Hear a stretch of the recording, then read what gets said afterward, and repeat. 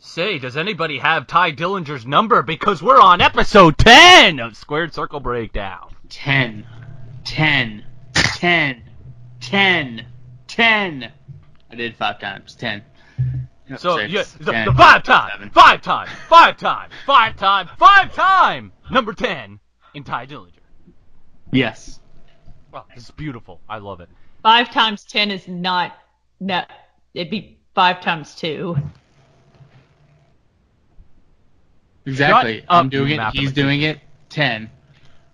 Anyways, another episode Math of Squared Circle Breakdown. aside. Yes, Squared Circle Breakdown We, back again. We had a scheduling conflict last week. Yeah, which was all your fault.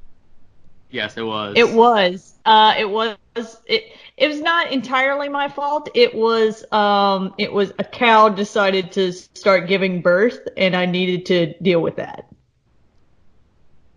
So, what you're saying is there was ground beef? Since when did you care about the animals? That was very poor. Since it's my job, and I like animals. Oh, so you're part of the PTA now? Is that what you're saying? Am I gonna have Parent Teacher Association? You mean PETA, right? Whatever, PETA. I usually PTA is not the same thing as PETA. Whenever I PETA. I usually, when I say... Well, ETA is estimated time of arrival, so that's wrong, too. Well, whenever I say PETA, it's to some guy at work, because PETA, for me, spelled PITA, stands for pain in the ass. So, I don't like saying PETA. But anyways, this edition, first off, before we even continue, if you hear loud, obnoxious chewing on my end, it's because I haven't had dinner, and I'm fucking hungry, so... I hope to God that I don't bother you with it. But for this edition, I think we're all going to enjoy it because today we are going to be doing another, dare I say, top 10. Yes. Hey. And tell us what this top 10 is about there, John. Okay, so these top 10, Mean Gene, is our favorite heel runs. Oh, yes, heel runs. The fuel to the fire that is wrestling. Yes, these top 10 heel runs, or these heel runs in particular, are certain runs in which a performer was so good at the role that they were so enjoyable, or they were booked so damn perfectly that we enjoyed the run throughout. Whether it be because we love to hate them, or they were just too awesome that we couldn't help but love them, even though they were supposed to be hated. So, with that in mind, do we want to do the same order as the last time? Sounds good to me. Yeah, I'm okay with that. All right, so Guapo, you may go ahead and start. Well, first I would like to start off with my honorable mentions. Oh, there we go. Yes, my honorable mentions. My first honorable mention, because it's not in WWE, I know we didn't specify only WWE, but I went with only WWE. But because it's not WWE product, Cody Rhodes as the American Nightmare with New Japan Pro Wrestling and ROH, which is still going on right now because this heel run's perfect. And this is everything that Cody should have been able to do in WWE. That's my first honorable mention. Next one's Usos right now. Hey, Kristen, Echo. Sorry.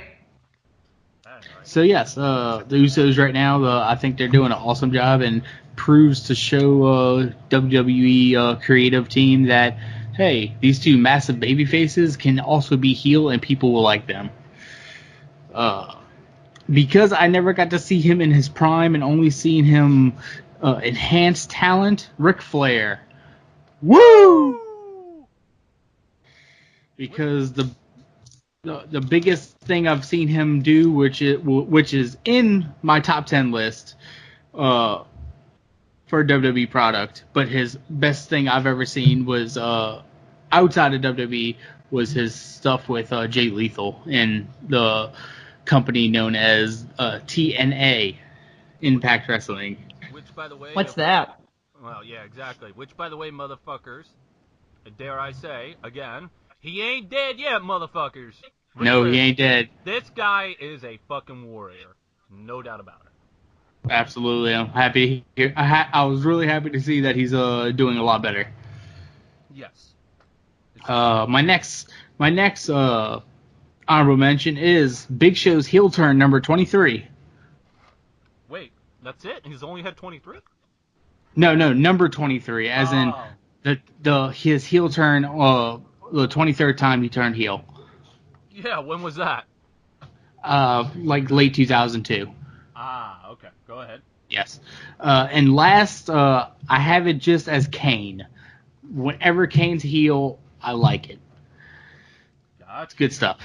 All right. One of mine's like that too. Do we want to move on? Do y'all want to give y'all honorable mentions? I do not have any. Do you not have any, sir? No, sir. All right. Well, then we're going right along into the top. Overachiever. Hey. Steve overachieved last time we did top 10, so today I had to. It's his podcast. Well, you know what? Damn it, it's mine now Whoa, too. hold up. Let's. It's our podcast. Exactly. It's our podcast. Is it our podcast? It's our podcast, but it goes on my channel, so people perceive it as my podcast. So you know what? Fuck you. It is my podcast. Go on. Number 10. That's what I assumed was happening. That's why I said it was your podcast. Oh, one more honorable mention. I'm sorry, I almost forgot this one. JBL's heel run as the wrestling god. That's a good one. It's honorable mention just because it barely makes it on this list for me. This would have been my number 10, but something else squeezed its way into the top 10 list itself. So JBL wrestling god is on my honorable mentions, but my number 10 is Evolution. Triple H, Ric Flair, Randy Orton, and Batista. The original Evolution, because these four men, without ever being called the new Four Horsemen, were perfect. Because you had the old timer who's been in the game. You had the current champion, the future champion, and the future of the company all in one bundle. How they wrote Evolution and how they portrayed themselves were perfect. The heel run that they had with Triple H winning the title and then Randy winning the title or something like that, and then turning on Randy was perfect. Everything happened was perfect with Evolution. All right, that's my number 10. That's I think Triple H being heel is always good, and we always say that Randy Orton is better as a heel anyway. Randy is definitely better as a heel. Batista is an underutilized heel. He's really good as a heel, but they always use him as a face. See, I have to disagree with the Triple H being heel is always good, because if you were watching during 2003 and his run of terror, that shit was awful. Anyways. No, I was not watching then. Oh, God. All the times I've God seen bless Triple you. H heel. Was that before or I after guess he tore his quad? After. Okay. I don't have these in any particular order. I just have 10 of them. So I'm just going to pick one to be my number 10. Monoxide talked about, them being utilized in the storyline well. This doesn't really fit that criteria because they really didn't do anything with it afterwards. But in that moment, it was a very good heel turn, which was when Mark Henry did the fake retirement announcement and then attacked John Cena afterwards. And didn't retire. And then didn't retire. So that rough. Yes. I wish they had done something more with it, but it looked like it was going to be the beginning of something really good, and then it never really panned out. I just remember in that moment being very shocked at him. I guess he had been heel, but not really. Yeah, he was. At the time? The Hall of Pain. The Hall of Pain, yeah. Yes.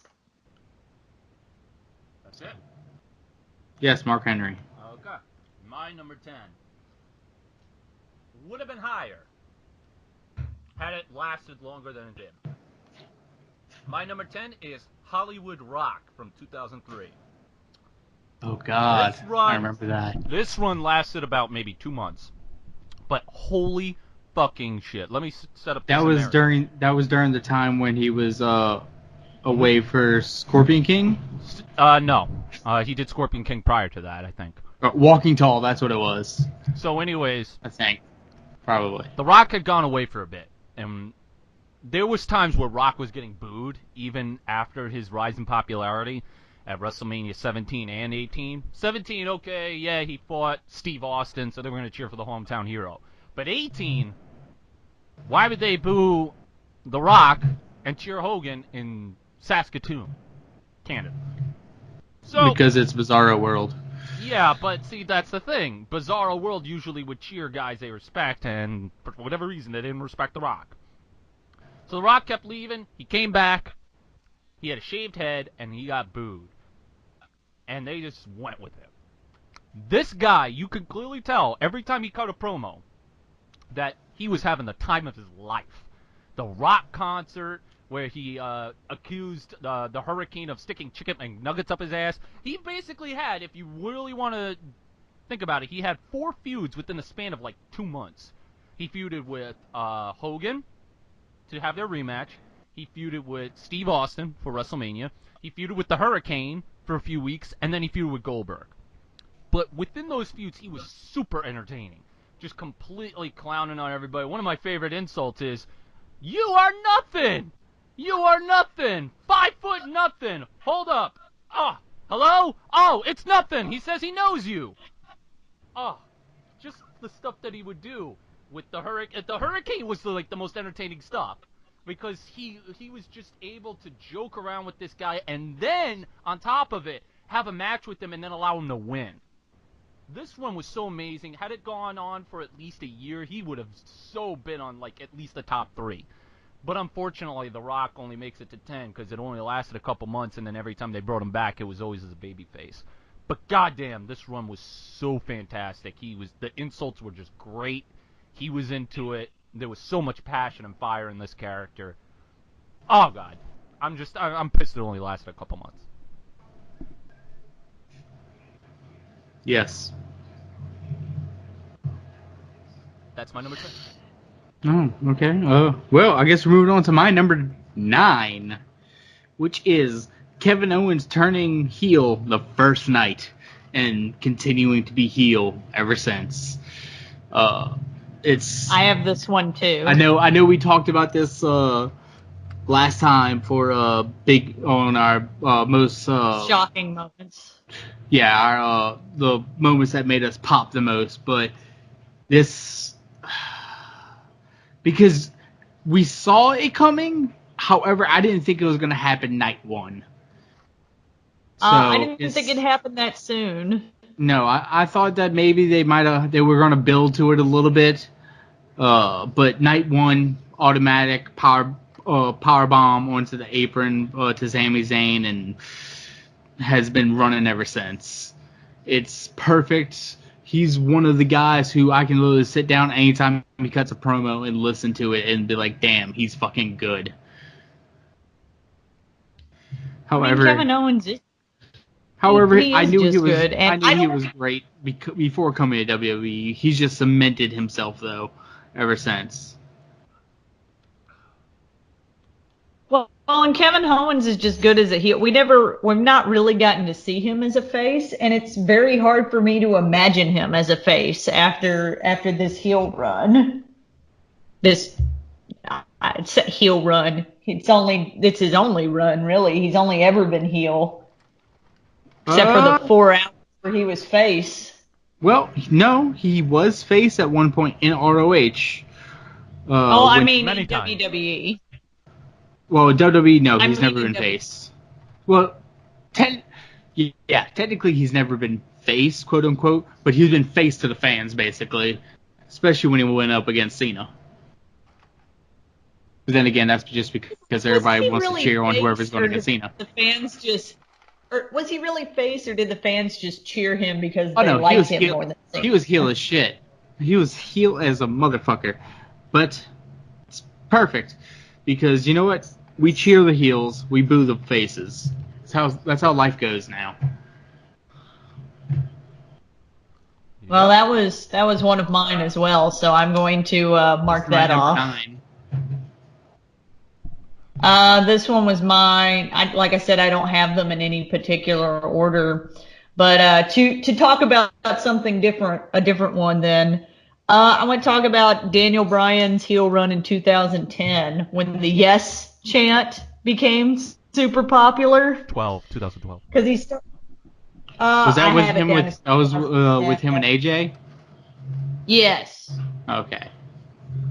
I have it down in 2010. I could have the date wrong, but it's when the Yes Chant became popular. He was a heel, but he was doing the cowardly heel thing that a lot of WWE guys do. And he wins the heavyweight title, and every time he defends the title, even if it's like in the smarmiest way possible, even if it's like by count out or like disqualification or some like fluke way of him winning, he clutches the title to his chest and is screaming, "Yes! Yes!" Like he's won it for the first time. Like it's the greatest victory ever. And that is when the memorable Yes chant started. And then it became the No chant later on because then people would chant yes at him and then he would scream no at them. Mm-hmm. But yeah, Daniel Bryan, 2010, 2011.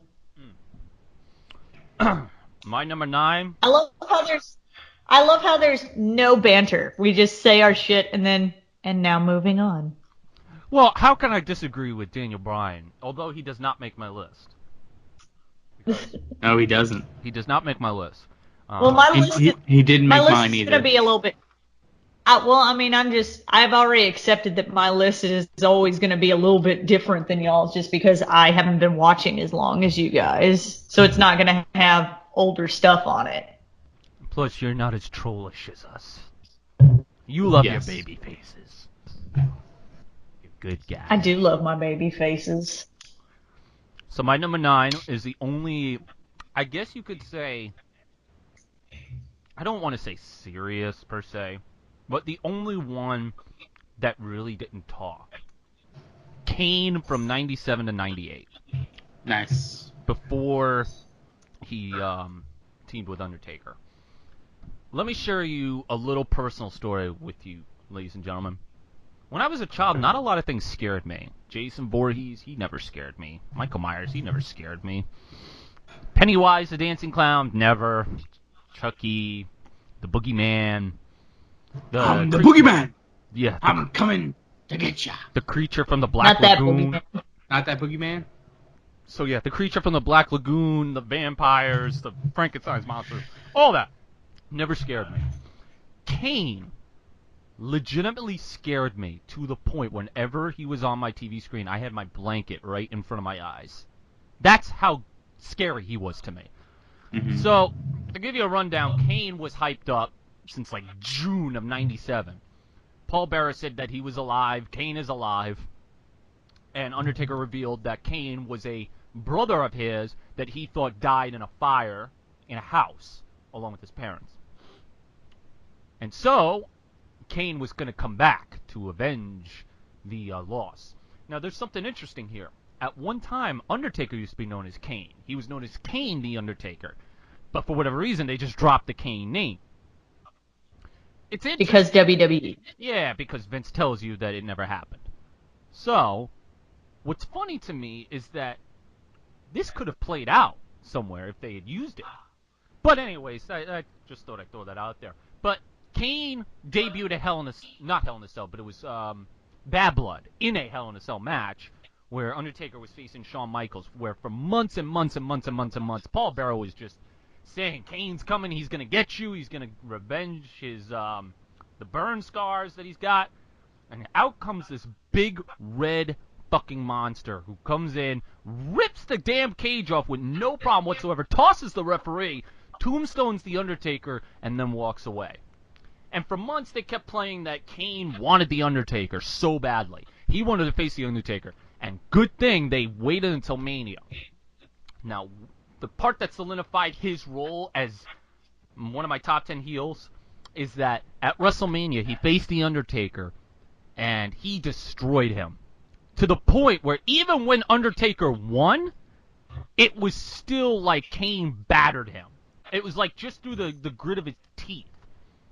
Kane was one of the few guys that had decimated The Undertaker at his home territory at that time. Kane was booked so well, even when he lost his matches at this point.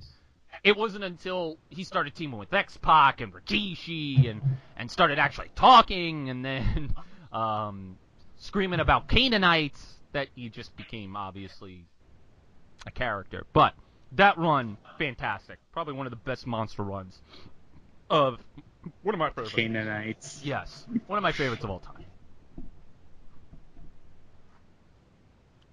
You make Yes. And then there was a pause.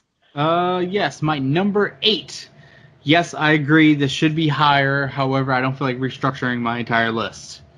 Because it is about the list. The list of Jericho. That one's one of mine as well. Chris Jericho, every time he's heel, it's perfect. It's hard to argue any type of argument around it because Chris Jericho can do no wrong when it comes to being a heel. So that's it. This one's that's all I got. The list of Jericho is more of a comedy heel. It's more humorous than his other heel runs. Well, yeah, of course, but you know what? It's fine.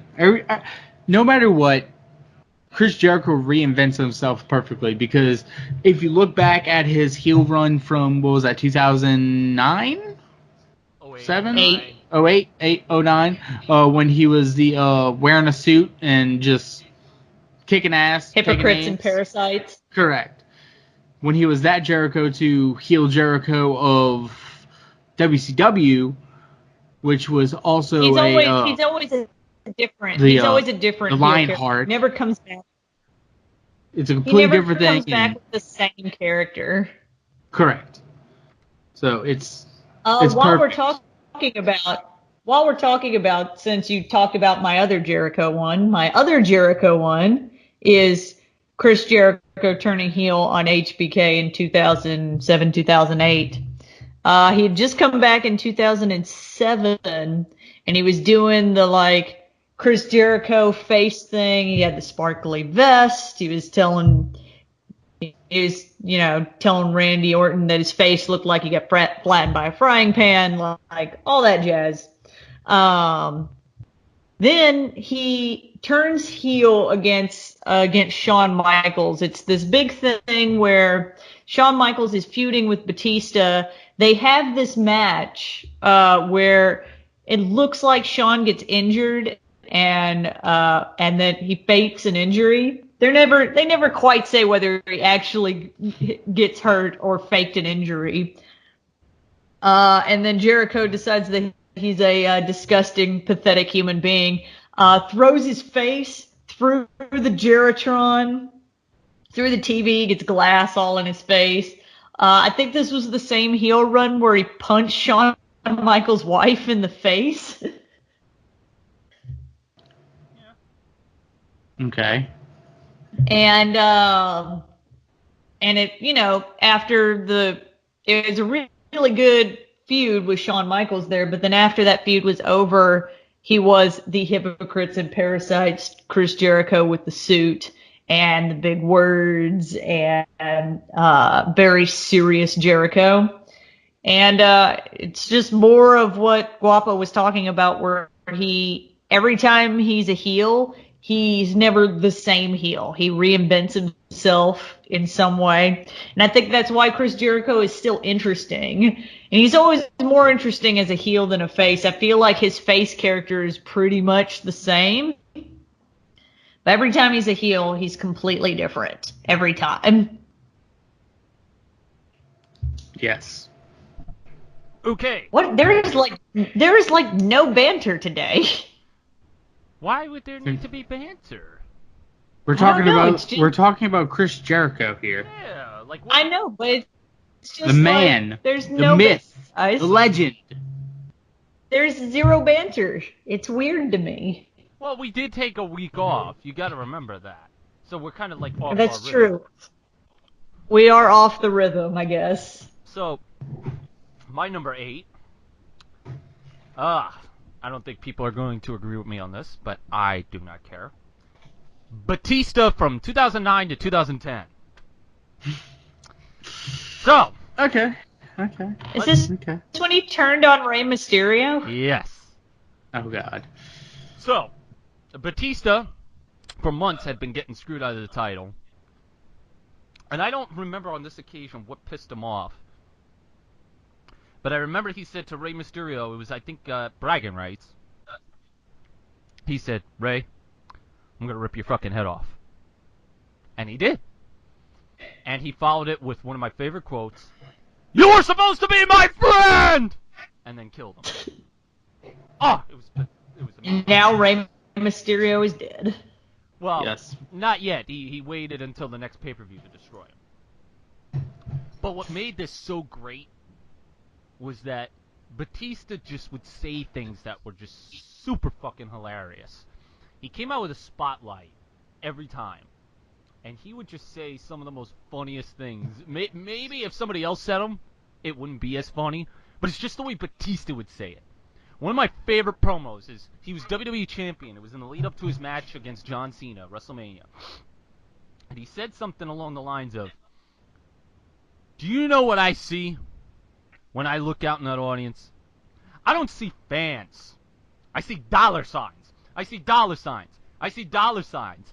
And I see some fat people in the audience, so I know you paid for 2 seats. This run was fantastic just for the fact that he was being himself. His feud with John Cena where he said, when he told John Cena, so while you're busy kissing babies and hugging fat girls, how can you not fall in love with this heel run?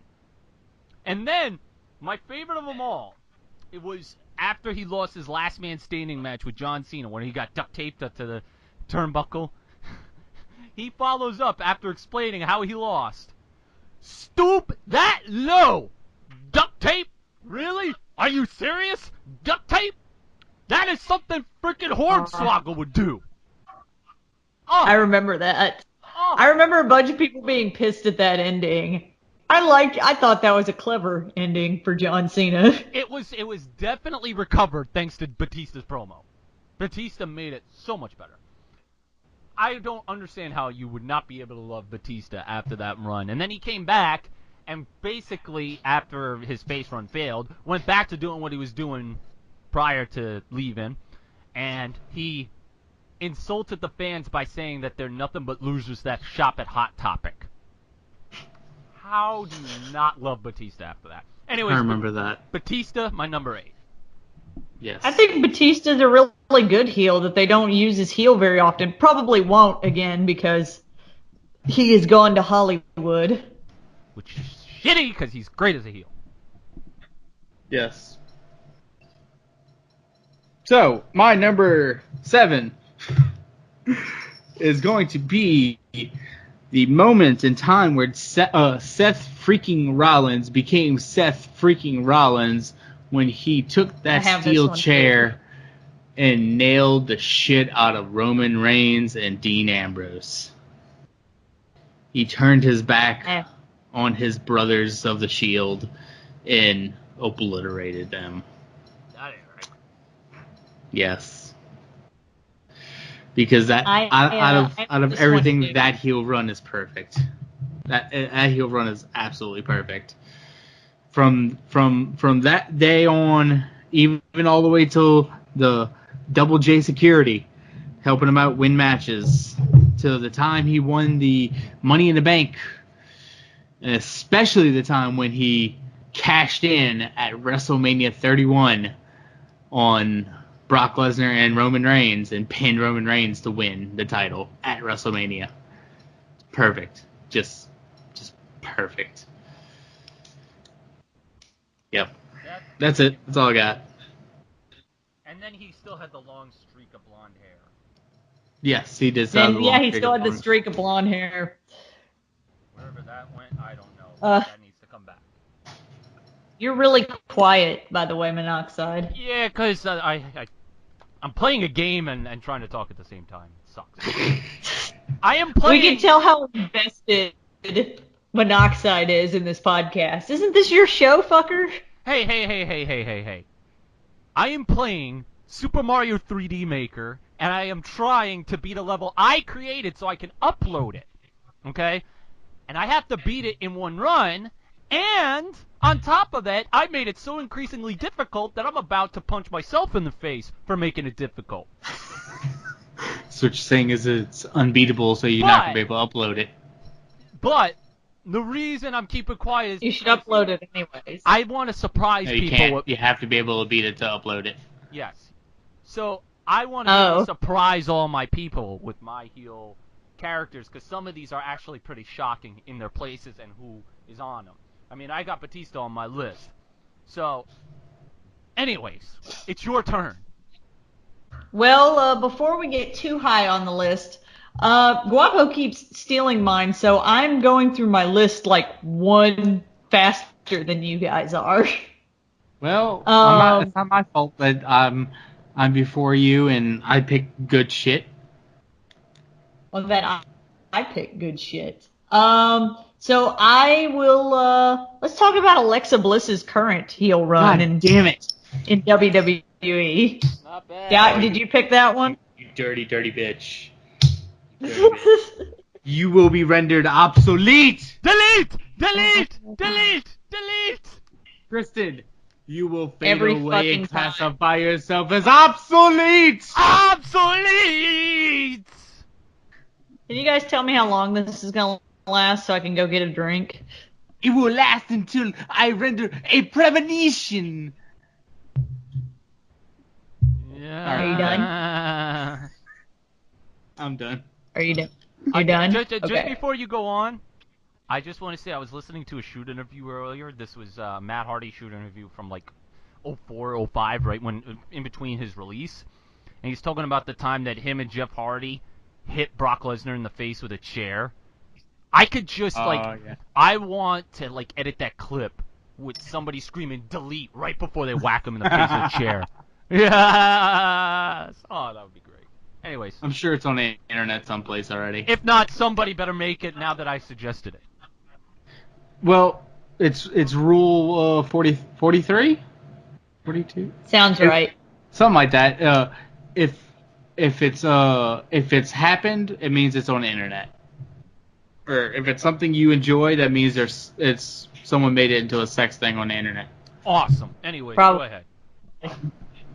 So, Alexa Bliss's current WWE heel run. When she was in NXT, she was doing kind of this cutesy, glittery, cheerleadery face. Sparkle Bliss. Yes, Sparkle Bliss, which was, you know, it was a thing. I wouldn't say it was anything that's too the moment I fell in spectacular. love right there. Yes, he was in love before heel Bliss. He was and heel Bliss he made was it. in love with Sparkle Bliss. Like, Sparkle Bliss was half chub, heel Bliss. Showing!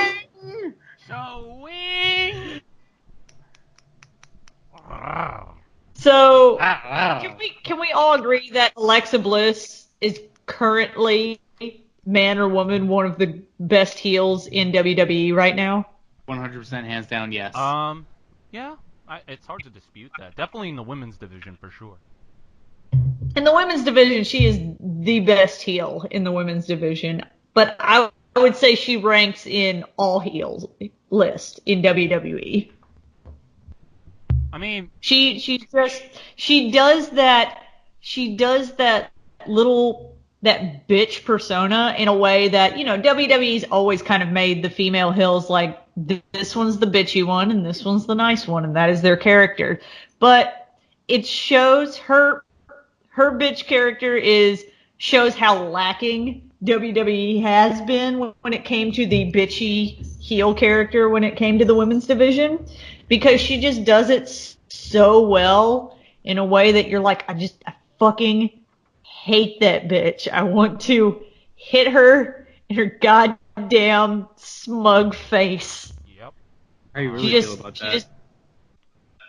She just does it so well. She's the best heel in the women's division right now, and I would not say arguably one of the best heels in the company right now. Not the best, but one of the best heels in the company right now. Yes. Yeah. That's plausible. All right, so I guess it's my turn. Okay. Yes. I'm gonna get a lot of shit. It's your for this. turn. I'm gonna hit a lot of shit for this one. My number 7. How do I go about this? All right, hold on.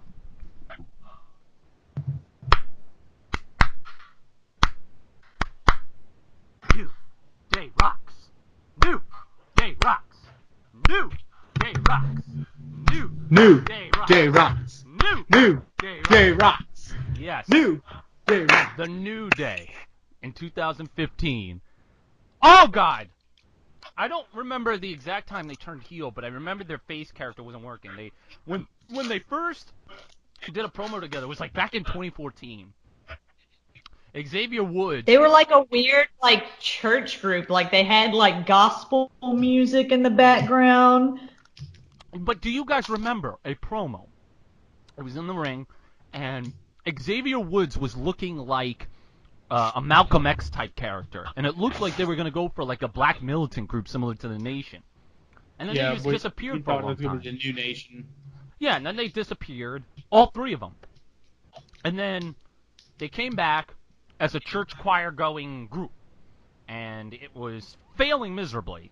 Everybody was chanting New Day sucks, so they eventually just said, fuck it, we'll turn him heel. And oh my God, these guys were so fucking funny.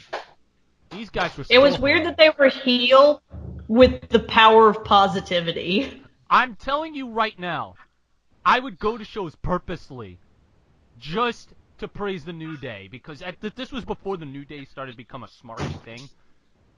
Oh my God, I was praising the New Day like no tomorrow. I was literally at Madison Square Garden when they did the big Brock Big Show house show, and it was Cena versus Seth Rollins in a cage match.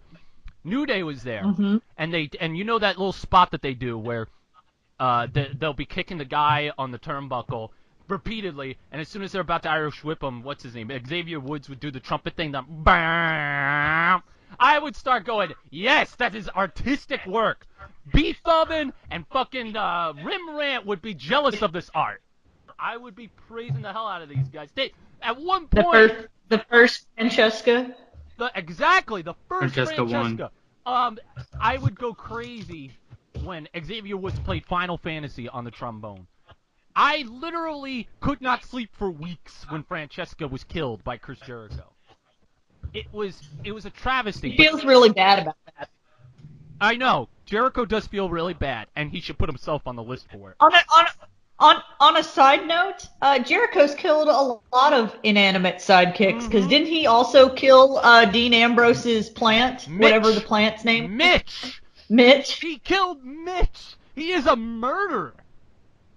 He does. He kills a lot of inanimate sidekicks. And I think he probably killed Fandango's push, too, but that's a whole nother thing. That was an inanimate object, Fandango's push. I don't even think it ever existed, but that's the thing. New Day were so fucking great around this time.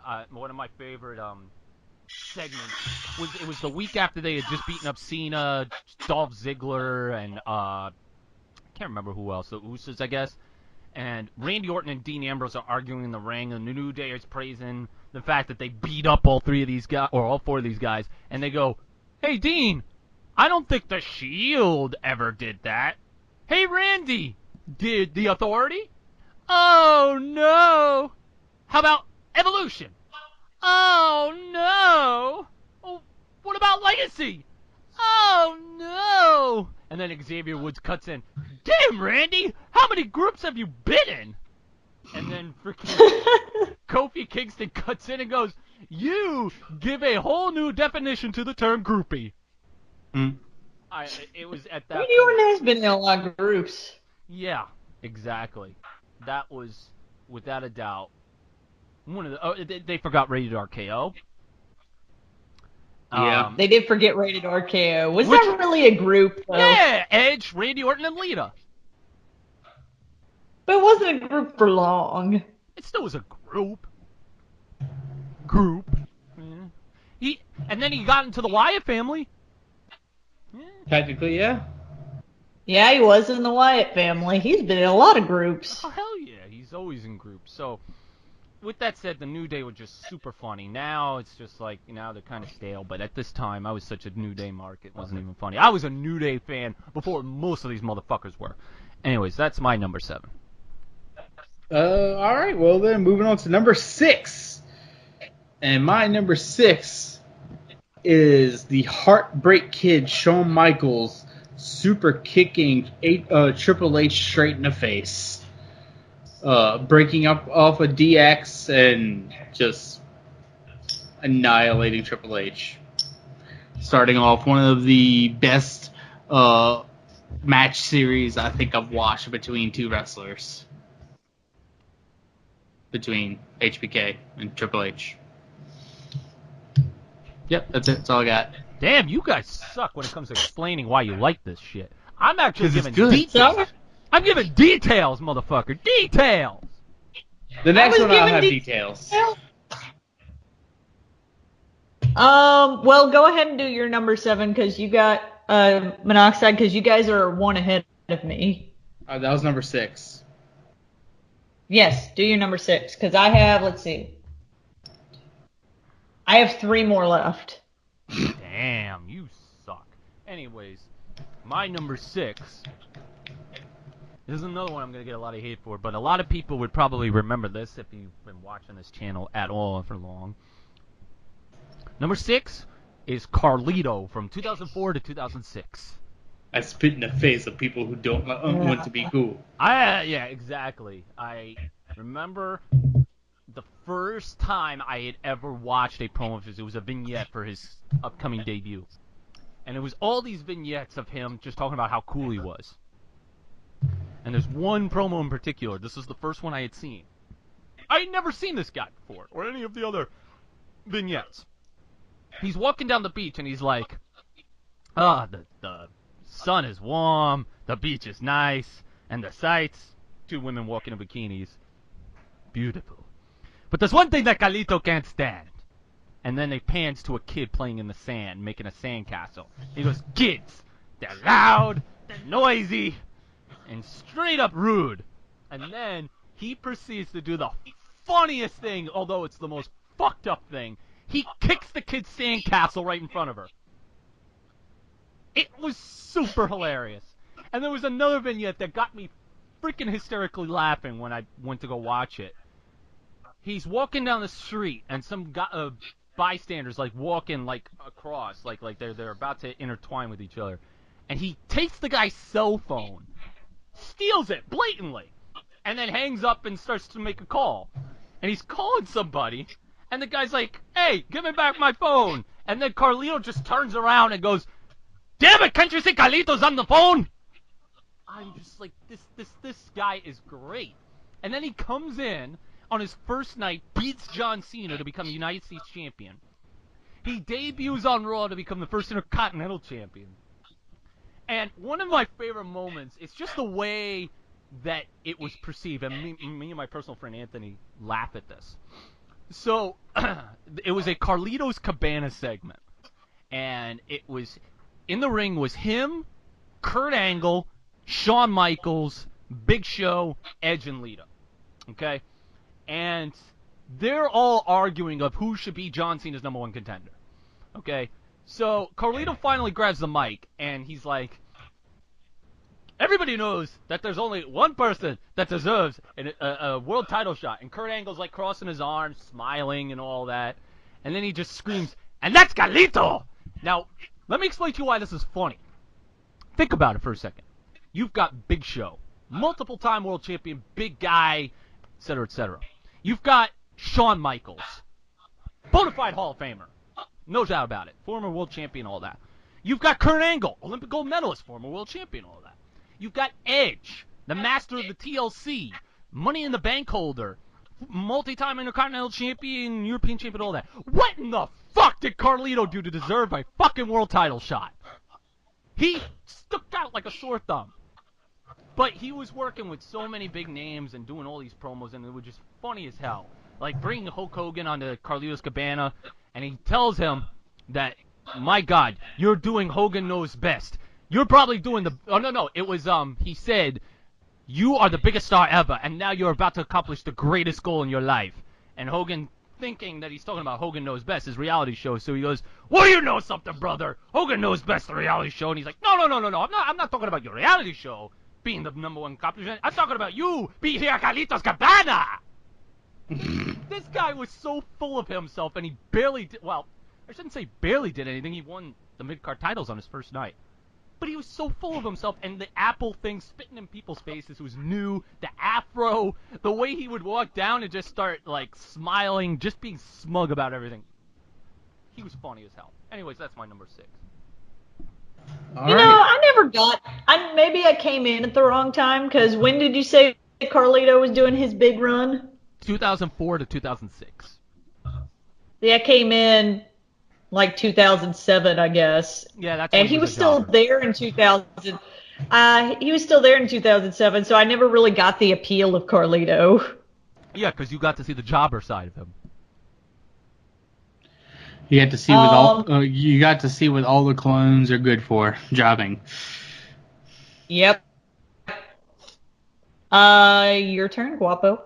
Yes, my number 5 is CM Punk. Now, I have many choices of different parts of his heel runs I can choose. However, the one I'm going to pick is CM Punk as the leader of the Straight Edge Society. Mm-hmm. Everything that they did for this was perfect. It's just I wish they could have capitalized on it a lot more, but that still doesn't taint the fact of everything good that they've done. I mean, CM Punk had people in the middle of the ring shaving their heads, devoting themselves to straight edge in front of millions of people. I remember watching the CM Punk documentary, Best in the World, not too long ago, actually, because I own it. So I decided to pop it in just because, hey, why not? And he was talking about his heel heat that he was getting off of everything and how a woman called him the devil and the Antichrist. And he's like, yes, this is what I want. And it's perfect because that's exactly what he was basically portraying, because he was portraying himself essentially as Jesus. I mean, you have to think...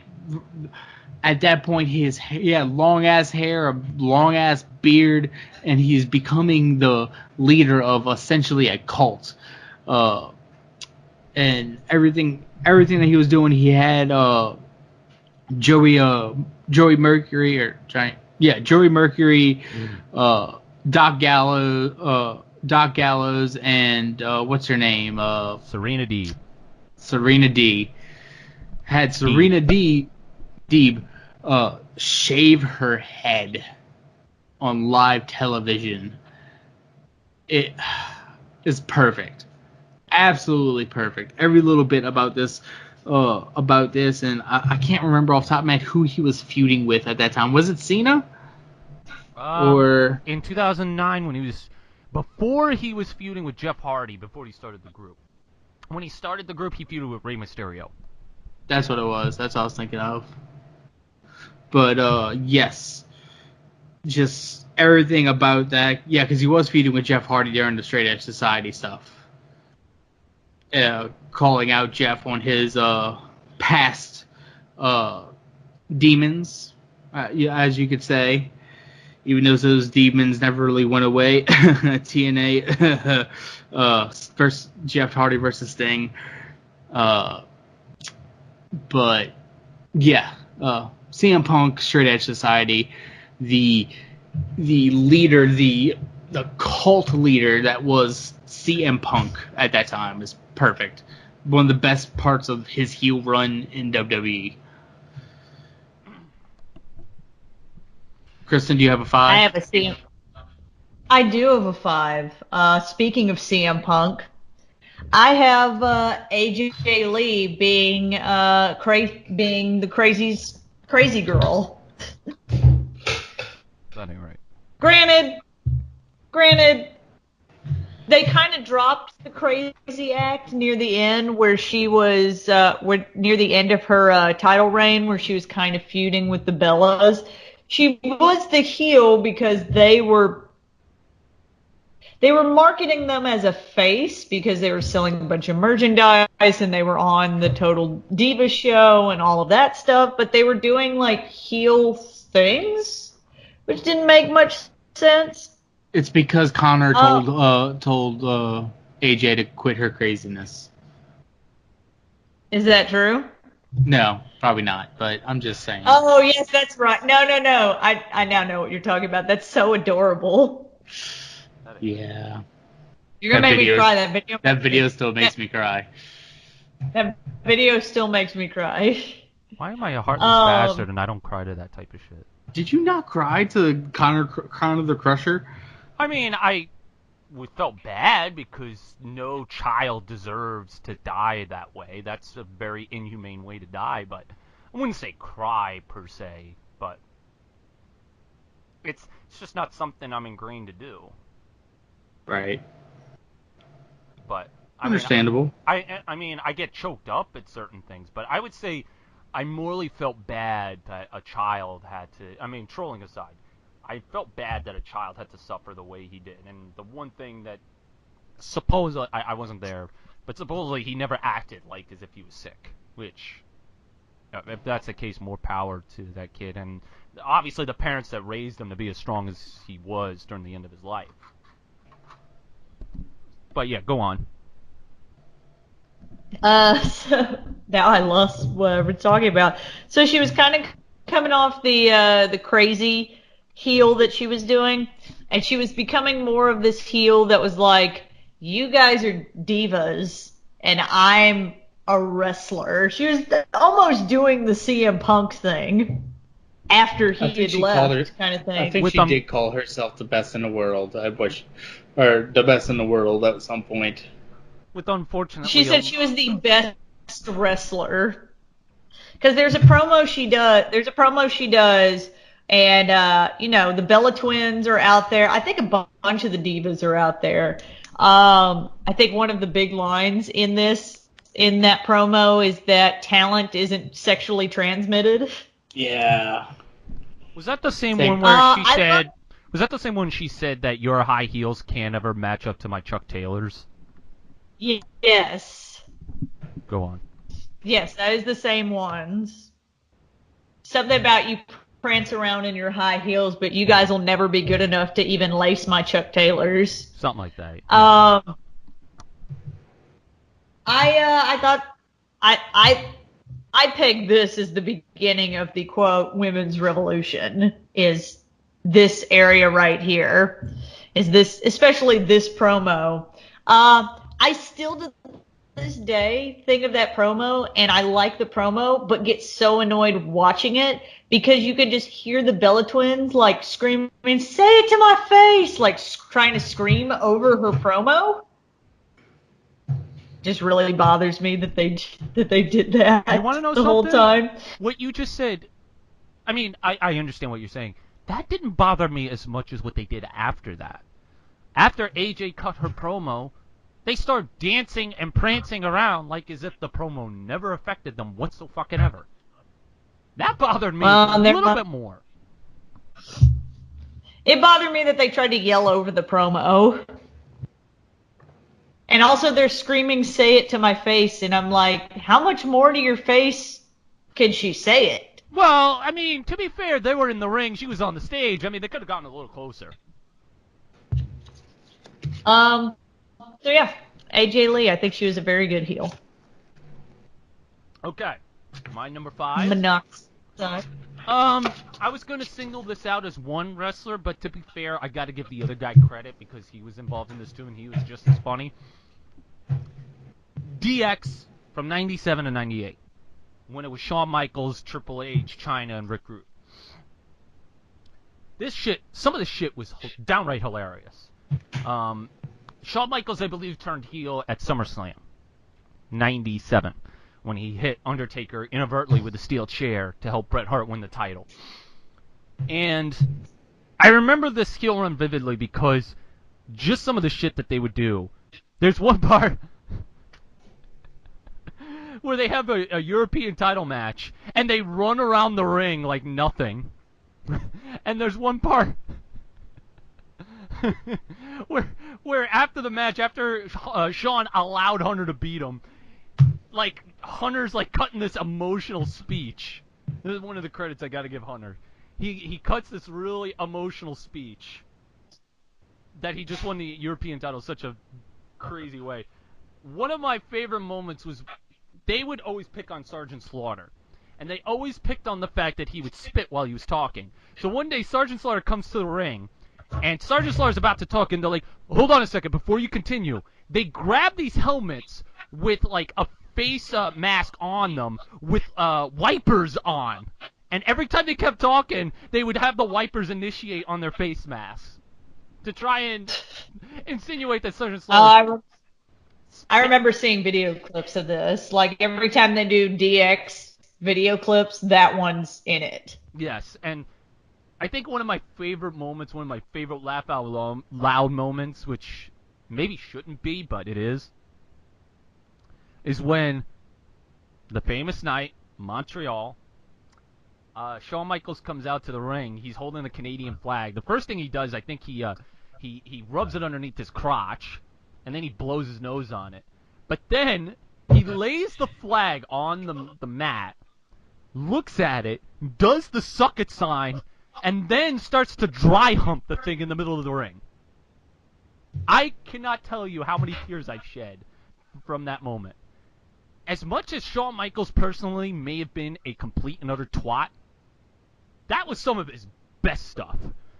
And, I can't go without mentioning another one of my favorites of theirs. The famous speech where they go, from the hours of 9 to 10 p.m., we will only use the words ass, damn, and hell.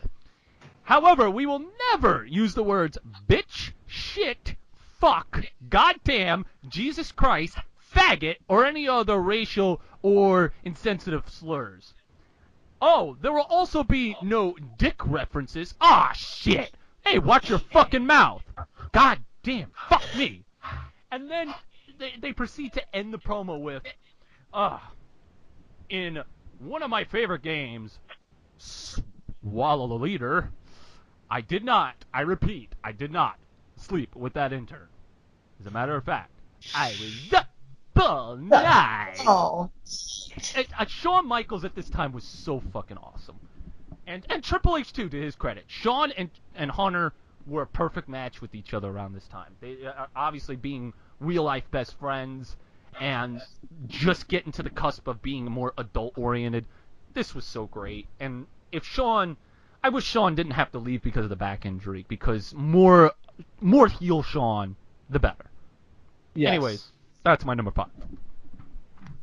All right, well, my number 4 is all the lead up and even following after the Miz and John Cena run for Mania 27. The Miz with having Alex Riley as his partner and cohort or whatever you want to call it. It's perfect because the Miz at that point was untested as a champion. And it was also that the Miz has finally earned his spot and now is getting challenged by the last person who possibly can dethrone him and bury him, essentially.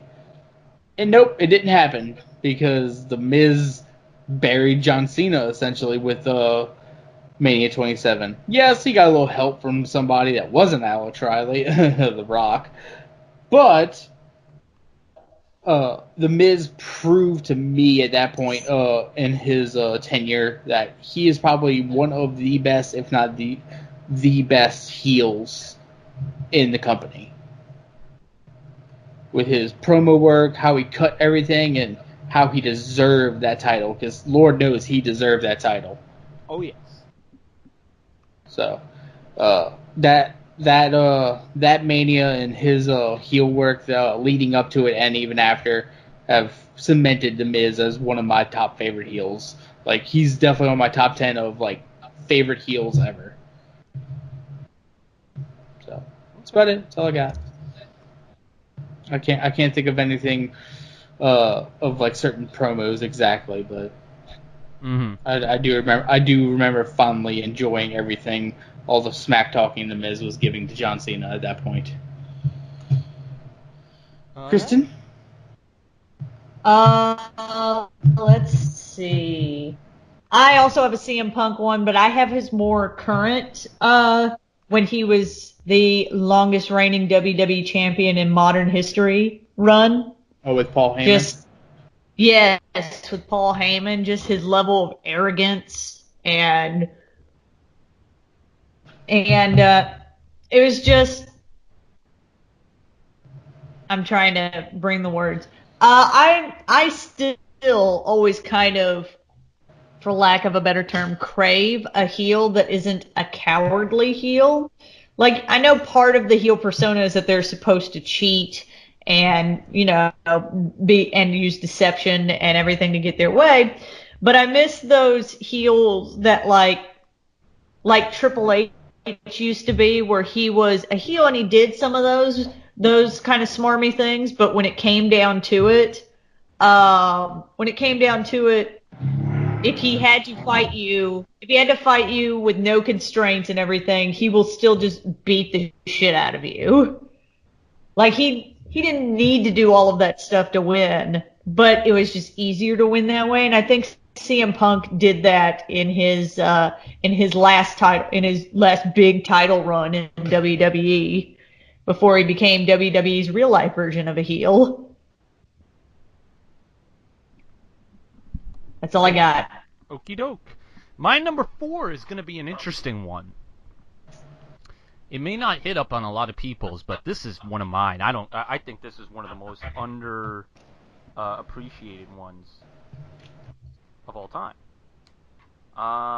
Mr. Backlund in 1994.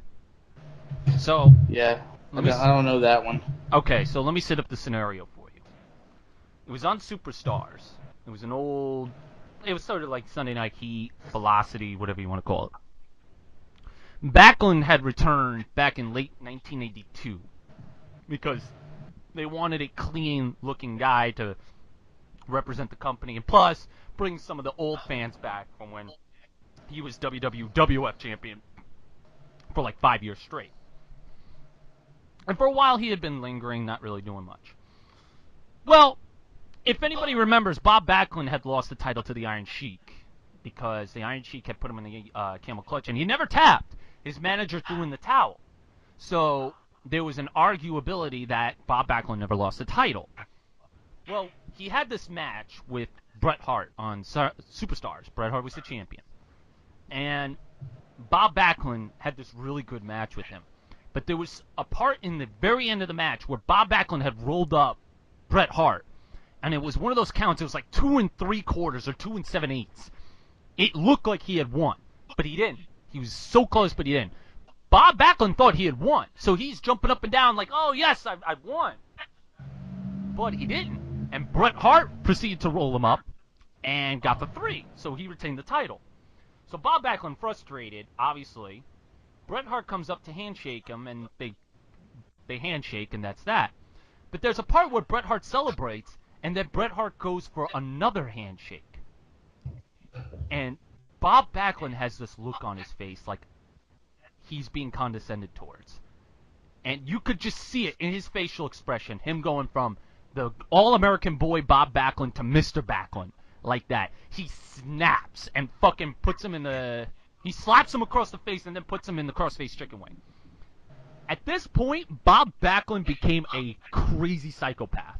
He started fucking choking people out. He started screaming off the top of his lungs at people. Like, he choked out his old manager, Arnold Skolin, the one who threw the the towel in. But he would also say these really funny fucking things.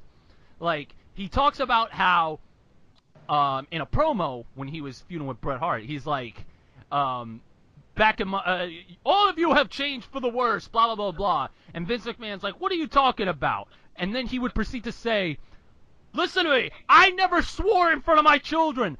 I have never eaten marijuana. I'm like, this guy is great, because he would say things like that. He would call people plebeians. He called people plebeians, and the funny thing is, at this time, he took his character so seriously, he refused to give anybody an autograph unless they were able to recite all the American U.S. presidents in order. That's how dedicated Mr. Backlund was to his character. He was loud, he was scary, he was funny, intimidating, all at the same time. On a side note, this character you're talking about was the inspiration for the Chris Jericho Hypocrites and Parasites character. I guess you could say that, but Chris Jericho was very, like, he never screamed. Well, no, that's what Jericho says, that right. This was the inspiration for that. I believe it, but the big difference obviously being was that Jericho's was, like, very soft and quiet, whereas Bob Backlund was loud and crazy.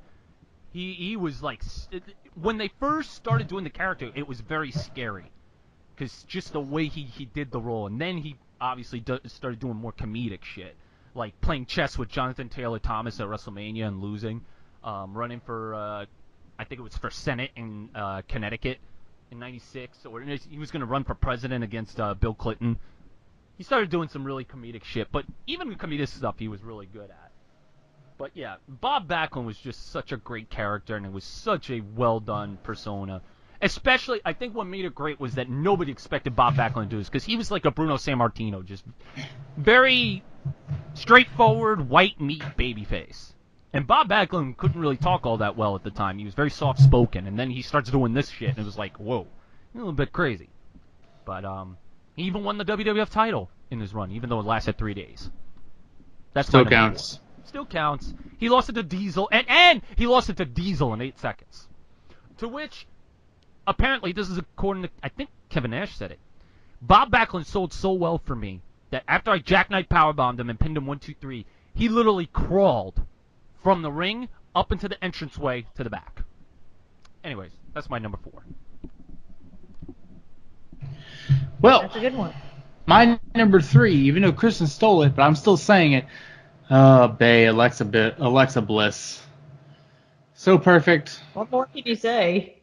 Exactly. She's perfect. So that's it. That's my number 3. That ain't right. My number 3 is when Triple H pedigrees Daniel Bryan at I think it's Survivor Series, or is it SummerSlam? I just have SS written down. So he let Randy Orton cash in Money in the Bank for the WWE title, thus forming the Authority. I think the Authority is a great heel group. What's scarier than the boss? Than the person in charge of your career being a bad guy, being a heel? I think it started to lose steam a little bit, but I think the Authority is a group that I think can come back and always present that big heel presence when you don't have a main wrestler to be that. Except if you're Roman Reigns, because it doesn't matter how awesome the heel is, they will still boo the shit out of him. Yeah. Okay. My number 3. Monoxide. My number 3 is a classic one. It's the only one that came out of the 80s. Roddy Piper from 1984 to 1986. What can you say about Roddy Piper that hasn't been said yet? Loud, abrasive, just like Mr. Backlund, but very loud, very abrasive, very in your face. Quotes that will never be topped, such as, just when they think they've got the answers, I change the questions, or, you do not throw rocks at a man who's got a machine gun! He is single-handedly responsible for one of the most memorable, shocking moments of the 80s, which was taking a coconut and driving it in the head of Jimmy Snuka. This guy was such a heat magnet back in the day.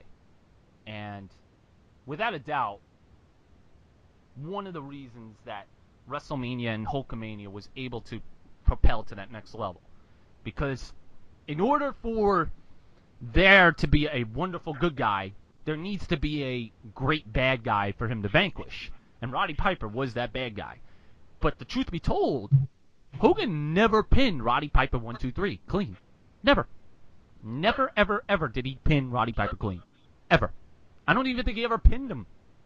Never made him submit. That's a crazy thing. But Roddy Piper, without a shadow of a doubt, at this time was a heat magnet. The shit that he did with Mr. T, outboxing him, was absolutely fantastic. The kilt, the way he just carried himself, the way he would scream, and the way he would just hit his one-liners were just fantastic. I don't really have much to say other than that one promo in particular. It was on Piper's Pit. He had Bruno Sammartino on his list. And him and Sammartino are going back and forth. He's just basically saying Sammartino's he's washed up. He could never stand up to Piper. And then Sammartino's just basically saying that if you were around back in my day, I would have beaten you up, and I can even beat you up right now type of deal. And Piper lays one of the biggest insults, and I tell you right now, if he were to say it today, they would get kicked off the air. He literally screamed at Bruno Sammartino, "You stupid wop, man!" And Bruno pushed him on his ass. You cannot call some Italian guy on TV a wop. It's just not allowed. It may not be as offensive as, let's say, the N-word or the faggot word or whatever, but it's a pretty offensive term. You shouldn't be saying on TV, and Piper got away with saying it. So that's my number. All right. Well,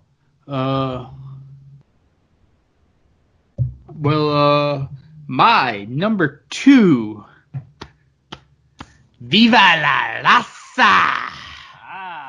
Eddie Guerrero, especially the I'm Your Papi heel run versus Rey Mysterio. Dominic! Yes, everything that he did was absolutely fucking perfect. So, from going to the playground and pretty much stalking Rey Mysterio's kid, I guess you would say, to obliterating Mysterio in the ring. Everything was fucking perfect. It's hard for me to pinpoint different things because just that entire heel run is great, and it really showed how out there and how low Eddie would go for the lying and the cheating and the stealing to win a match and to get what he wanted, and what he wanted was a title. So, yes, Eddie Guerrero. That's a good one. I kind of can't believe nobody's talked about my number 2 yet, which is Paul Heyman. I mean, he's not a wrestler. He's not a wrestler, but he brings that heel character to any wrestler who he is representing. He gives Brock Lesnar a voice that isn't comical, that actually makes him sound threatening. Yeah. I mean, Paul Heyman can do promos around half the roster in his sleep, probably. That's all I got. I mean, there's nothing else to say. Paul Heyman, yeah, I can see that. Managers were allowed on this list, but yes.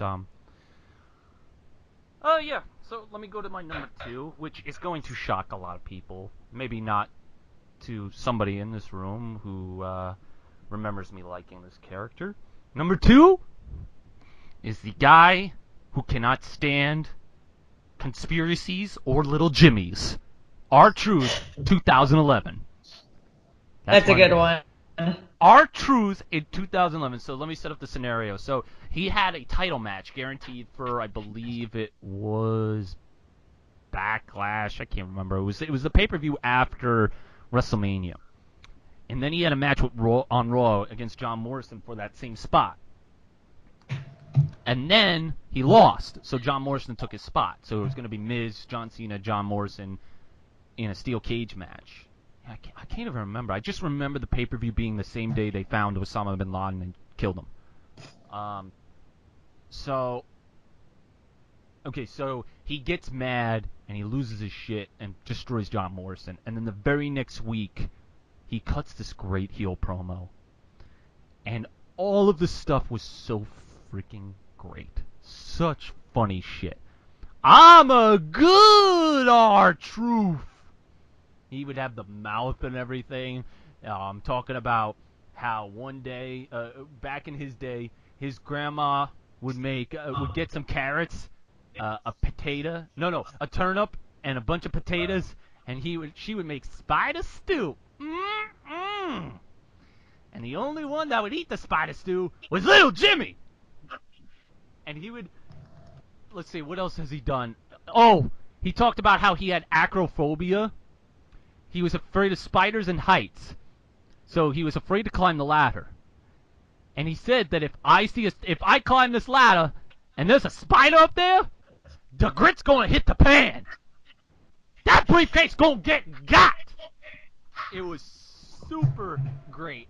And what made his heel run so great, this is such an underrated thing they did until they fucked it up later. He had no theme. He had no theme music. It would just be, the truth shall set you free. And then he would just walk out talking to himself. How could you not be entertained by this guy? And he even had a rap that little backstory. Somebody in this room had a friend that was hosting some sort of entrance contest where you had to perform a wrestler's entrance. And I was doing the R-Truth entrance for that contest. And Monoxide ruined my entrance. I ruined your entrance, but you know who also ruined mine was your buddy Suave. Because Suave, I couldn't understand if he wanted to super kick me. I would have sold for him. But first off, he didn't let me finish. And secondly, he didn't warn me he was going to go do it. So I couldn't sell for him. So fuck him. Anyway, R-Truth is responsible for explaining to us when he said he saw pigeons looking at a Rock and Cena poster saying, "Hey pigeons, the Rock and Cena are going to lose tonight." And then he explains to Master Rocket, "Do you want to know what those pigeons said to me?" Nothing. They're pigeons. Pigeons don't talk. All they do is crap. It was absolutely great. And and there's one thing that R-Truth did. Everybody seems to be annoyed at the what chants. He took advantage of those what chants. He always made you feel like you were a part of the show with those what chants. And one night when they were doing what to him constantly, he's like, "Y'all gonna make me lose my mind!" I'll just end it at this. One of my favorite lines from R-Truth was after he lost to John Cena. "You want to know what happened, folks, at Capital Punishment? I got okey-doked by a little Jimmy." How do you not love that character? Anyways, that's my number 2. Well, ladies and gentlemen, it's that time. We've come to our number 1 spot. And Guapo's number 1 heel turn, heel moment, heel run is back in the Monday Night Wars. And it goes back to WCW. That is right. It is Big Daddy Cool Kevin Nash and Scott Hall recruiting the one and only Hulk Hogan into the NWO. And you know what NWO is? It's for life. Watching this unravel live was amazing.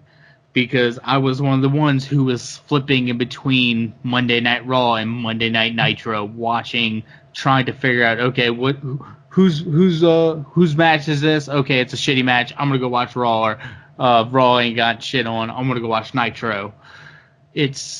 I remember at one point me and my brother brought both of our TVs into one room and we watched Nitro and Raw simultaneously. So that way we wouldn't have to try to constantly flip channels, because I liked Raw more, my brother liked Nitro more, because he was a big Sting fan.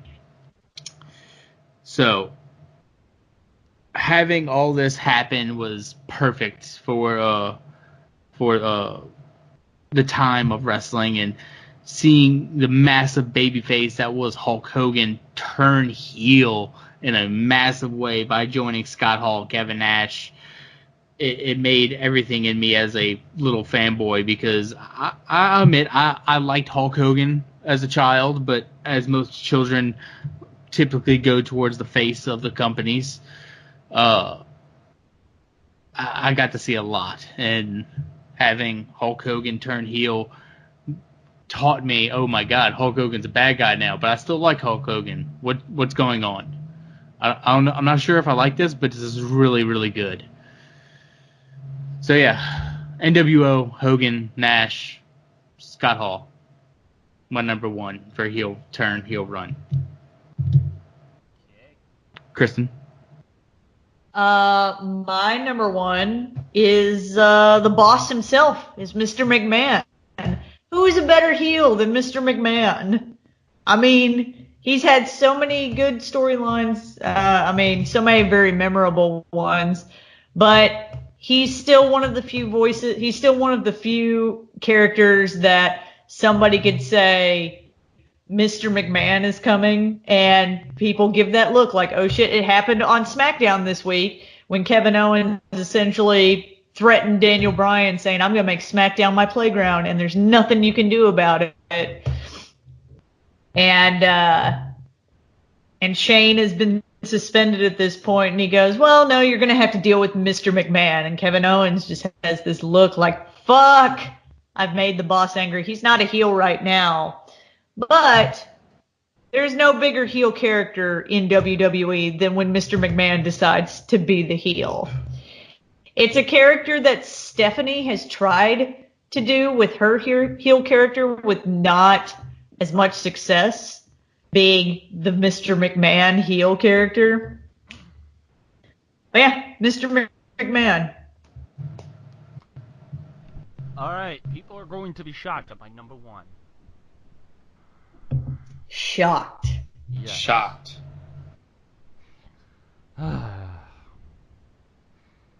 He's making a list. He's checking it twice. He just made my number one on heel turns. That's right. He is the man who cannot stand stupid idiots. He is the man who's going to put you on his list of Jericho. Chris Jericho, 2016, is my number one. Really? Yes. I'll explain why. So, Chris Jericho came back in 2016, early 2016, and he did that very short-lived run with Y2AJ. And he was a babyface, and he turned heel on AJ, I guess after losing so many times. And all of a sudden, after the WrestleMania thing, he started saying stupid idiots, which started to become a thing. There's a personal side to this, because when I started developing my relationship with my girlfriend, the one thing that I noticed, even though she's not a hardcore wrestling fan like I am, the one thing I noticed is that she likes to listen to Chris Jericho's podcast. So every time we had something like in common with that, we like to talk about Chris Jericho. And obviously some of the stuff that he did. Then he started, like around this time, he started doing the drink it in, man. I'm going to give you the gift of Jericho. Drink it in, man. And if you know me by now, if you have not looked at this list, I love the swarmy ass people.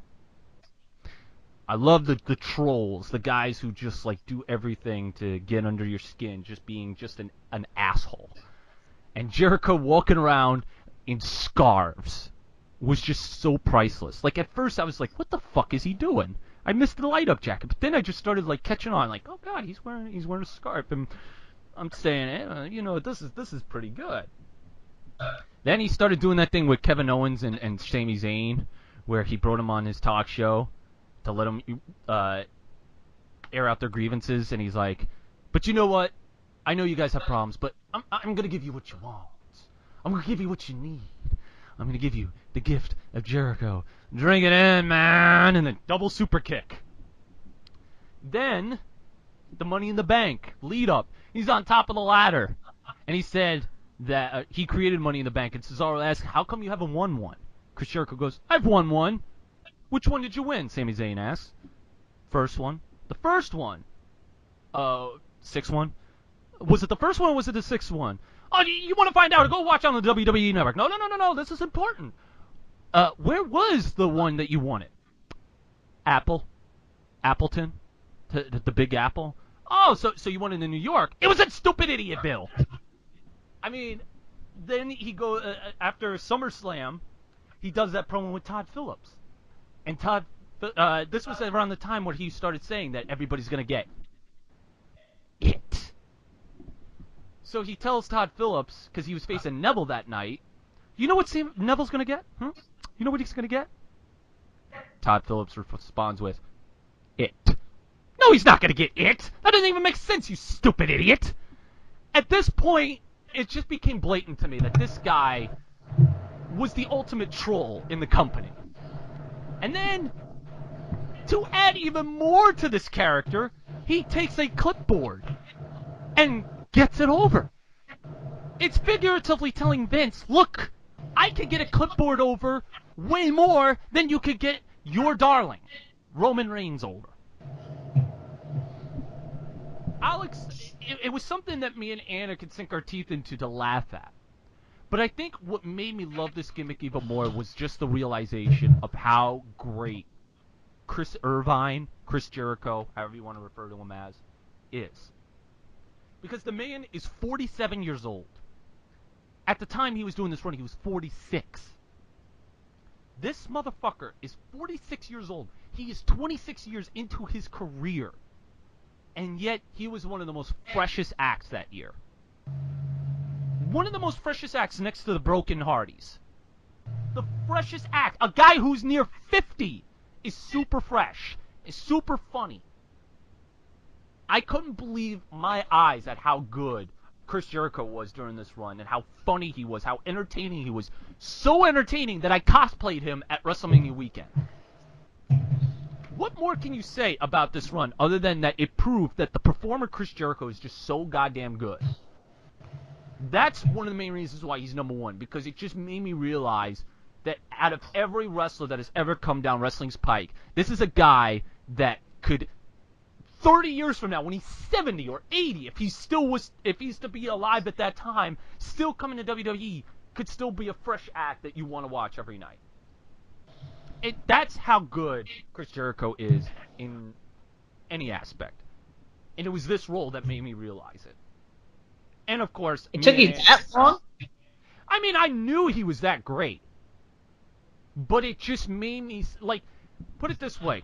When I had my top 10 favorite wrestlers of all time, Chris Jericho always made my top 10. But after this run, he made my top 5. Without a shadow of a doubt. He's there with, he's literally solidified in my top 5 of all time favorite performers. It was this role that just made me just, like, say to myself that nobody could ever be like Chris Jericho. Ever.